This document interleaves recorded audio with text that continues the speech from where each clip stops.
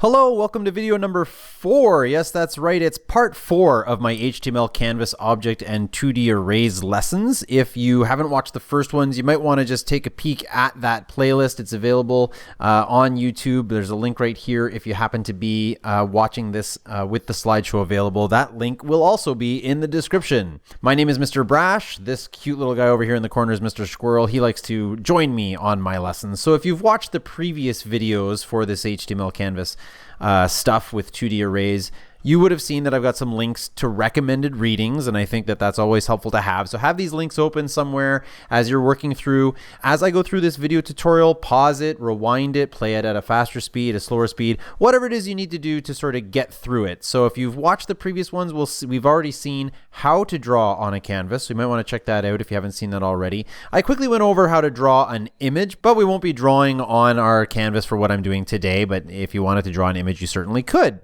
And I did talk about how an array connects with the canvas itself. We're going to see that today. We're going to create that connection between those arrays. We're going to do a little project, a little side project, eventually hopefully set you up so you can create your own checkers game. And what I'd like to talk about in order to do that is something called the model view controller. It's a paradigm or a programming setup that a lot of people use. There's also sort of a subset of it called MVP or model view presenter. And the one that the way that I'm going to teach this is very, very lightweight. There is a lot you can get into with MVC. It's how we create GUIs and control the data behind the GUI. So a programming design architecture is what this is. It's designed to separate, or we like to use the word compartmentalize, the differences between the user interface or GUI or UI and the data. So, whatever you see on the screen, even this presentation, this is a Google Slides presentation, that stuff, whether it's the image, the text, the color of the text, has to be stored somewhere. Meanwhile, it also has to be presented to the viewer. And as I hit, next on my keyboard, the next thing that I talk about has to come up on the screen. That data is held somewhere, and that data is called the model. That model gets manipulated by the user. Right now, that's me because I'm the one using the slideshow. So the user uses something called a controller. It's a set of code that controls the data. So as I hit the next arrow, it tells the controller, I've hit the next arrow. The controller goes and gets the data for the next item and updates the view being what I see on my screen right now. So the user sees that view, and it could be a console window even just with DOS prompt, or it could be a window, a game, your browser window, something like that. And speaking of browser windows, one of the most common ways to show a user interface these days is with HTML. Even some of the apps on your phone are just displaying HTML. You just don't know it. So the user will click or type into the view, which causes that controller or code to react, and that code manipulates some data that gets changed accordingly, and then the view is updated to match that model. And that's where the model, view, and controller play together. There's a great little article on Wikipedia about it, about a bajillion videos on YouTube about it as well. So let's take a look at a little project. I'm going to come over here to a set of code that is available to you as well. If I'll put the link in the description of the video. And it's just simply an HTML file and a JavaScript file. We've got a canvas here. The canvas is a 400 by 400 canvas. And I've just set up a canvas that is black. A border that is black. So if we just take a look at the HTML code here for a second, we've got our heading and we've got a div that's holding on to our canvas, and that's it. The canvas is a 400 by 400, nothing special about it, just a simple border, and the body calls an initialization function. So you can have it call whatever function you wanted to, whether it be called start or whatever. I called mine init. All right, so that init function, all that I'm doing so far is getting a board canvas handler, so something that can grab that canvas from the HTML file for me, and a context. So I'm just collecting the context, the 2D context, so that I can draw onto this canvas. Well, what am I going to try and do with this? Well, what I'm going to do is we're going to create a grid of squares that when you click on them, they darken. Each individual square darkens, and we're going to control that using a 2D array to hold on to that data for us.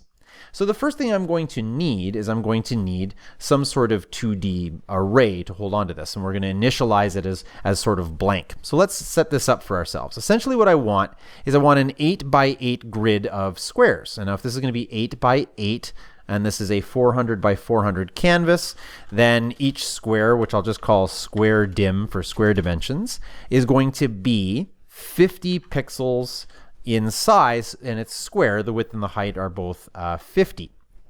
I also, at this point, I'm going to want 8 squares. So we'll just call that the dimensions of my grid. And the reason why I'm using these constants is if I ever decide later to change the size of my grid or give the user the opportunity to change the size of the grid, we can just modify these pieces of information.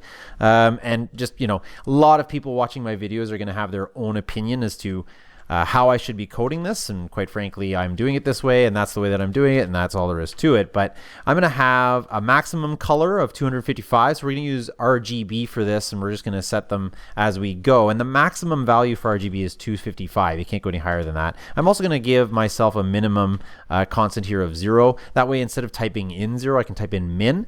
That also allows me in future, if I don't want it to ever get down to 0, which is essentially black, I can set my minimum to 50 so that it never actually gets to black or what have you. So I find using these constants a little bit more handy. All right, so then the next thing I'm going to have is I'm going to have a constant that represents how much am I changing this value of the color by every single time I click. I'm just going to call that C change for color change. We call it pretty much whatever we want. Let's go with 10 for now. We'll have it change by 10 every time we click. Now, a lot of these constants that I just set are not going to make a ton of sense right now. They're just there to sort of help us with the program. Now, this demo might take some time. This is going to be a little bit of a longer video than normal, but just stick with me. I'm going to try and go pretty fast. And of course, you're very welcome to skip ahead if you want to. Okay, so we've got a handle of our canvas. We've got the context for our canvas. Let's start by just setting the stroke color of our canvas. So stroke style here, stroke style, and we're going to set that to my constant black. So my stroke style is going to be black, so we get a black outline on any sort of squares that we want. And now what we're going to do is we're going to set up an initial grid for this game. And if we want this grid to be available whenever the user clicks on it, unfortunately, it's going to have to be a global variable. There are other ways to do this so that it's not a global. That's not part of this lesson. That's not what it's for. So I'm just going to set up an empty array for myself here. I could say new array if I wanted to. And what we're going to do is we're going to allow this array to be of different dimensions, which is why I have this dimension constant here. So my initial setup for this array, this is going to be a 2D array, is going to require some for loops. We're just going to say let x start at 0. As long as x is less than the maximum dimension, so less than 8 in this case. And that allows me to change the dimensions of my square or my grid at any point in time and have more of them. And it's going to, sort of programmatically change the number of items in my array for me. All right, so we're going to now have our y also going to be up to dim and y++. Okay, great. Now, what are we going to do here? Well, every single time we start a new dimension of our x or our y, which really ultimately it doesn't matter what I called these. I guess I should have called these y and these x, but it ultimately doesn't matter. We're going to insert a new empty array into our grid. So at grid x, we're entering in a new empty array. So my first grid element is going to have an empty array in it as it starts here. And then I'm going to insert as many 255s as I need. So I'm going to start at 255 because white is all color. So 255, 255, 255 is white. And then I'm going to go down to black as I click. I could have had it go from black to white, I suppose. I guess it really doesn't matter. But in this case, I'm going to set them to, we're going to set every element of x is going to have a max in it. I could do push as well if I wanted to. So I could say dot push here, dot push max, like that, so that it just pushes max onto the array as we go. I think ultimately it probably doesn't matter, and I'll just do it like this. So what are we doing here? Well, we're setting up an initial array here, a grid, that is going to be 255, 255, 255 all the way around. And if you don't believe me here, let me just console.log my grid and run my code. So I'm going to run my code, and there we go. I've got a 2D array of all 255s. That is going to be the color value. So I'm holding on to my color values in this grid. And what we're going to do is we're going to try and print squares now across my entire canvas that have 255, 255, 255 as their color, so white. Okay, so this whole thing's gonna be black and white because we're gonna be modifying the red, green, and blue all at the same time. So what we're gonna do is we're gonna set up another function that's gonna draw the board for us. So I'm just gonna go down here, I'm gonna create a function, call it drawBoard. Now this drawing function needs a handle for the context, so it's gonna take in an argument of context. So we'll pass that parameter of the context to it. So drawBoard inside my init function is going to pass the context to my next function. So for this, what do we want to do? Well, we want to draw squares in their respective locations. So maybe I'll have another function, I'll call that drawSquare, because I'm probably going to be redrawing individual squares as I go, right? So let's do that. So let's have a context and the location of the square that will get drawn. So let's start with this one first. Let's get the color of our grid at a particular location. So grid y, x. So what this is going to do is it's going to get that value of currently for all of them 255 at that particular location of x and y. Now don't forget that 2D arrays, okay, so it's a little bit confusing, but you have to go with y first because we're selecting which array we're going into, and then you go to x in order to figure out the horizontal location of it. What we're going to do is we're going to set our context fill style to that color. So we're going to say fill style equals, and then we're going to use a string because we're going to use the RGB function here. And we're going to say I need the color value to be what I'm using. So as I said before, we're just going to use black and white here. So my R, my G, and my B will all be this color. So it's going to default right now to 255, 255, 255, which is white. And let's see here. Let's fill a rectangle on the context now. So we're going to say fill rectangle. And we have to give it dimensions. So we have to give it an X, we have to give it a Y, we have to give it a width, and we have to give it a height. Now I have dimensions for my squares, and that's a constant called square dimension, or sqdim, because I think my square is going to be 50 pixels wide and 50 pixels high.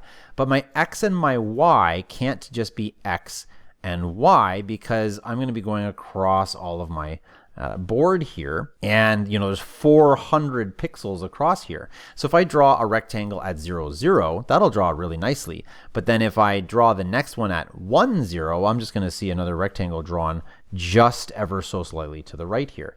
So what we're going to do is we're going to multiply our x's and our y's by that square dimension as well, so that it'll draw it at 0, 0, and then at 50, 0, and then at 100, 0, 150, 0, etc. as we go across. And then the same downward, right? 0, 0, and then down here at 0, 50, it'll draw the next rectangle because I'm multiplying by that 50 value. And let's put a stroke on that rectangle as well. So we'll just give it a nice outline. We already know that we've set the stroke style already. And so the dimensions actually that we're going to be giving it are the exact same dimensions as the filled in rectangle. And so if I wanted to right now, just for testing purposes here, let's have my drawBoard function called just one single draw square. So let's draw square. We're going to pass it the context. And let's draw a square at 3, 5. Let's just draw one single square at 3, 5. I'm going to run my code, and I get a single square over here at an x of 3 and a y of 5. So we can see that that's down there. And if we wanted to draw another one, maybe to the right of it, or down below it, let's say 3, 6. And I'll get one down here. And now I can see that it actually is drawing every time I use this draw square function. I can't call draw square in the console because I have to pass it a context. But anyway, that's neither here nor there. All right, so this function up here, this draw square function, this draws a single square on the given context. Great. And then my drawBoard function, what this is going to do, this is going to draw the entire board. In order to draw the entire board, I need some loops, don't I? As a matter of fact, I pretty much need these 4 loops right here, just like that. I'm going to swap around the x's and y's just so that it makes more sense for the dimensions of the grid that we're doing, but that's okay.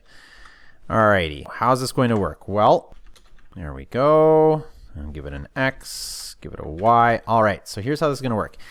we're going to start at a y of 0, so up here, and we're going to go from 0 to the dimensions of my square, which is 8, right? And we're going to go across, we're going to draw a square, draw a square, draw a square, draw a square, draw a square. And then y will get increased by 1, boop, and then we'll draw squares. Boop, draw squares, boop, draw squares. And they're all going to draw white because the grid, the controller, sorry, no, not the controller, the model, here's where we get into the MVC. The model of my code here is a 2D array filled with 255s. And so now I'm able to draw all of my squares when I hit run. Boom, there's all my squares. I get this nice grid of squares. And because I can manipulate my grid, as a matter of fact, I wonder if I can. Yes, I can. And so we can see that everything is 255. Well, what we want to have happen now is we want to modify. We want the viewer, the user, to be able to change using the controller. I want to be able to click on these squares, and when I click on the square, it darkens a little bit. That is the goal. That is what we are trying to do here. So in order to do that, I'm going to need another function that sort of takes care of things when the board is clicked. And I'm going to have to add a listener to my board in my HTML. So let's do an on-click event here. If any of you are my students from my previous classes, you'd already know what an on-click event is, but if not, you can easily look it up. It's pretty easy to understand. So I'm going to have a board clicked event. Now, in order to keep track of where the board was clicked, I need to pass it this parameter of this event. You can call this anything you want. A lot of people just use E, but I'll use event. And JavaScript and HTML are going to talk to each other through that parameter and give us some information as to where on the page, even the whole page, the user clicked with their mouse. So I need that function. I need board clicked as a function in my JavaScript. So down here, let's make another function, call it board clicked. And for now, let's just do console.log. So console.log, I'm going to send out the event, the X and the Y as to where this was clicked, which is called page X. And I'm also going to send out the event page Y. Let's run the code here. And when I click, I get some X and Y coordinates, right? If I click just up here in the top left, I get 1183, right? Or 1082. And if I click down here, I don't get 400, 400. I get some code here, or these values that are not my canvas values, because this is the page X and the page Y for the whole HTML page. What I can use to get the actual dimensions of my canvas or location of my canvas is I can get what's called the offset X and the offset Y. The idea there being is it is offset of the page. It is in relation to the page. So this canvas here has moved the page a certain amount, and I can use that to get my location. So let's just try that. So if I click in the very top left-hand corner, I got 0, 1. I'm going to try and see if I can get 0, 0. There's 0, 0. I'll click over here. This should be an X of 400 and a Y of 0. There we go. And down here would be 400, 400. There we go. So we can see that where I'm clicking, I'm actually getting these events. But this box here is really grid 0, 0. But when I click here, I'm getting like 22, 23. And if I click down here, I'm getting 43, 38. How do I get the math of just where this particular item was clicked? Well, that's actually not that hard because I know the dimensions of each square, right? So I can say, let X be my events offset click, offset X, times, or actually, sorry, divided by my square dimension. And that won't be perfect just yet. We're going to have to do one last little bit of modifications for that. And let's get our Y value as well. And let's see what happens when we output our X's and our Y's now for that. So I'll run my code. I'll click in the second box here. Oh, and I'm getting decimal values. So I feel like I'm close. I click in my first box, I'm getting decimal values. Click in my box over here, I'm getting decimal values, and that's because we're dividing.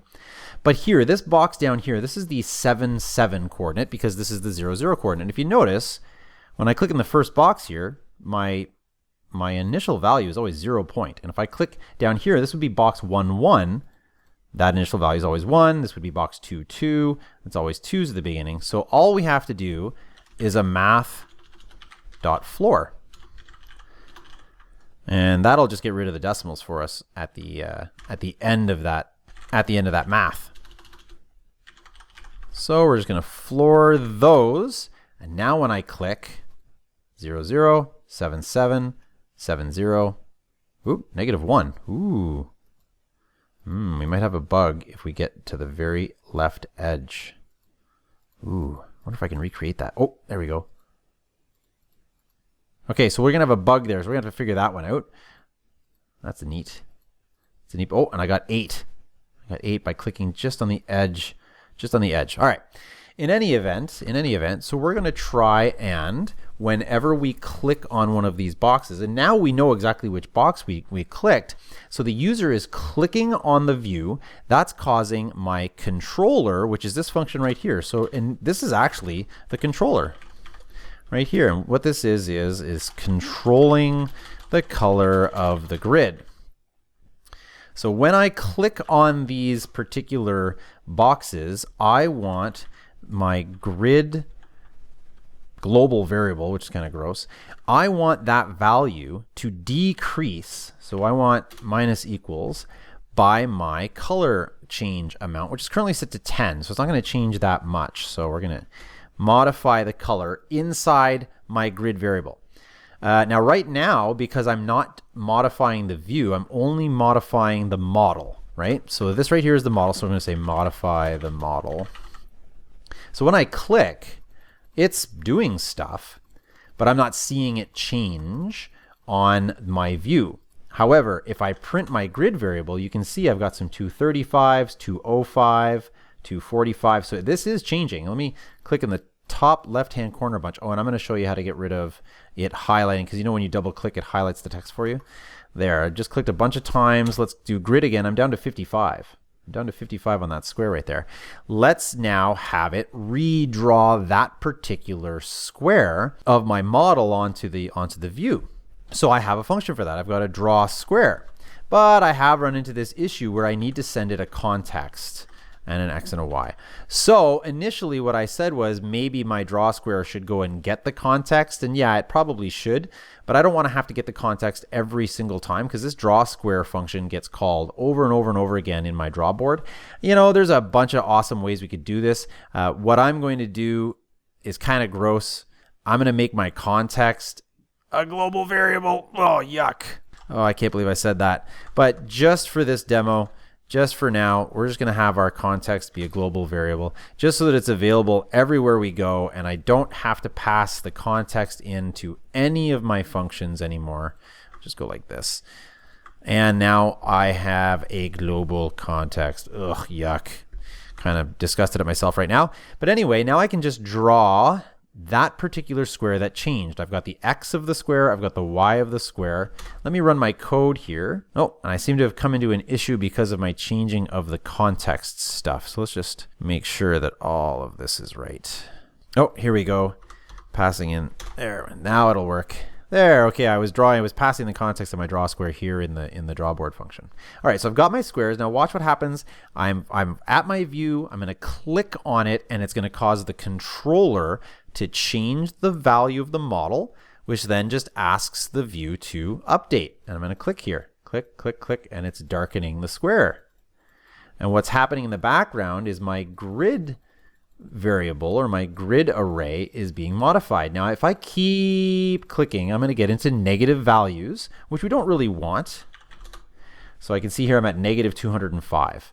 So as I click around my canvas here, I'm actually getting changes. So my controller is changing the model is asking to modify the view and update the view.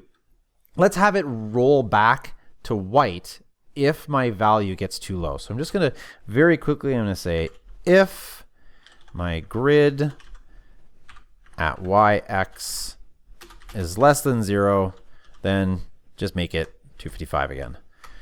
So less than the minimum actually. Let's just make it the maximum. And so now if I click on a square and we get all the way to black, it should there. It popped back to white. And if we want to make that faster, we can change our color change here. Let me change that to 30, run the code again. And now when I click, it's changing the color a little bit faster. And that's the beauty of having these constants in a location. In my code, I can just change that particular constant, and it really makes a difference on what's happening here. Further to that, watch what happens when I change the dimensions. So instead of having an 8 by 8, what if I wanted a 16 by 16? Well, I can just change the dimensions here and change the size of my squares here. And when I hit run, I'm going to have a 16 by 16 scenario of this exact same thing, only by changing 2 constants. That's pretty handy and it's pretty crazy. I can go even further, as long as things are nice and easily divisible, right? Like now if I divide 25 by 2, well, I'm going to have to get down to a really gross number like 12 and a half, which doesn't really work so well for pixels, because you can't have a half a pixel. But it'll do its best case here. And so you can see there's some leftover. But ultimately, it still sort of worked. It's just that my work wasn't easily divisible by 2. What I can do is just change my dimensions and stuff like that to have everything work out really nicely for me. All right, I'm going to set this back to 50 and 8 for now. But essentially what we have now is we have the code available to us to create a checkerboard or a chessboard. Chess and checkers are 8 by 8 grids. We have the ability to click on them and know which one we clicked. You wouldn't darken the square, but you can set up your own checkerboard setup. You can draw circles to be your pieces. You would click on one to know that that piece is there and clicked, and then you could click on another box to move the piece. And the code is essentially set up for anything requiring some sort of grid with clicking. Is there a faster way to code this? Yes. Is there a cleaner code than this? Probably. JavaScript coders really love their arrow functions, and this is not done in an object-oriented manner, so you might want to do this in an object-oriented manner. But at least the sort of the basis of it is there, and you can see we've got a view which gets modified through the controller, which modifies the model in the background. Now, real quickly before I go, I did say I'd show you how to get it to stop highlighting the text when you double click. Essentially what we need to do is we need to interrupt the select that's happening on our canvas. So the canvas the canvas that we have can have a listener on it, and I'm just going to modify the listener right here. So let's stop the selection of the text. So my board canvas has an event called onSelectStart, which is the beginning of selection, which typically happens from double clicking or by clicking and dragging. And what I want to do is I just want to return false. I want it to stop it from happening. You can have it call a function, but I'm just creating this function right here that returns false. So this line right here, all that does is stop the selection of the text. So if I just run my code and I double click, I can still select my text up here, but clicking and dragging on the canvas does nothing, and double clicking doesn't go through to the page in order to select that text. Okay, so that's, lightning speed. And are there issues with certain things here? Yeah, sure there is, but it's working, and I can click to the point where the white rolls back to, or the black rolls back to white, and we can see that we've got it fully functional model view controller scenario. The code will be available in the description of this YouTube video. The slideshow link will be available in the description of this video as well. And hopefully you can use this as a sort of a beginning for yourself to do some sort of side project for yourself. Make Minesweeper, make Connect 4, chess, checkers, anything like that, and get working on a functional game for yourself even. And a little bit later, I'll be showing how to do animations. So keep your eye on my playlist here. I do apologize for such a long video, but to get through the model view controller in a context like this, it does take quite a bit. And as we get into more complicated scenarios, I just have more to say. All right, so that's it for me. My name is Mr. Brash. This handsome guy right down here is Mr. Squirrel. And I hope you enjoyed my video. Leave a comment if you want to. If your comment is the video is too long, I'm aware it's very long. Give me a thumb up if you want to. Before you hit a thumb down, maybe let me know why you're going to be giving me a thumb down. And if you feel up to it, subscribe to my channel if you'd like. Thanks and have a great day.